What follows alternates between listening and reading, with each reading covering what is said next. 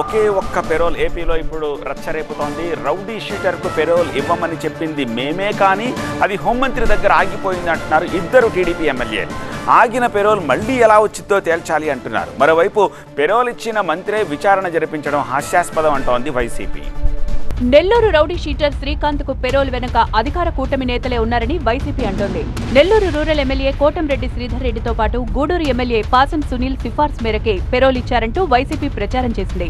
అందుకు సంబంధించిన లేఖలను కూడా బయటపెట్టింది. రౌడీ షీటర్ శ్రీకాంత్ కు పెరోల్ కోసం లేఖ ఇచ్చిన మాట వాస్తవమే అని ఆ ఇద్దరు ఎమ్మెల్యేలు కూడా అంగీకరించారు. కానీ తామిచ్చిన లేఖలను అధికారులు తిరస్కరించారని చెప్తున్నారు.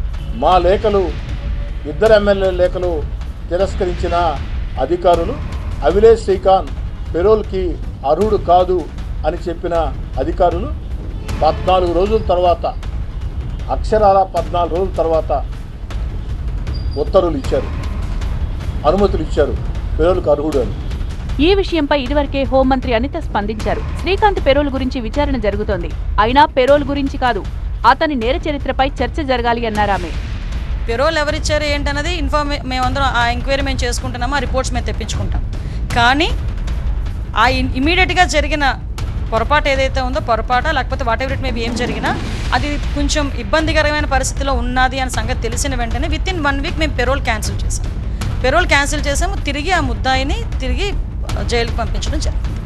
మంత్రి అనితకు వైసీపీ కౌంటర్ ఇస్తోంది. తప్పు చేయడమే కాకుండా ప్రజలను తప్పుదోవ పట్టిస్తున్నారన్నారు శాసన మండలి విపక్ష నేత బొత్స సత్యనారాయణ.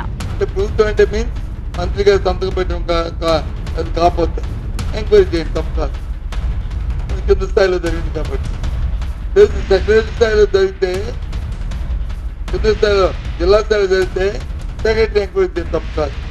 మంత్రి స్థాయిలో జరిగింది వచ్చి మంత్రి ఎంక్వైరీ చేస్తారని చెప్తారు, అంటే చెవులో పువ్వు పెడతారు.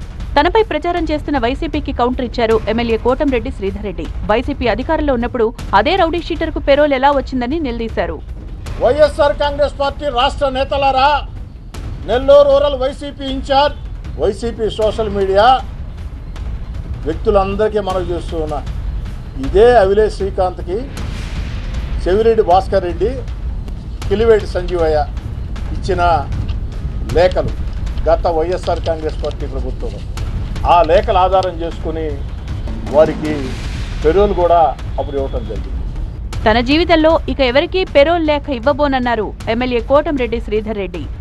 మా లేఖల వల్ల రాకున్నా ఇది ఒక వివాదం అయింది కాబట్టి ఈ యొక్క అనుభవం జీవితంలో ఒక పాఠం నేర్పించింది.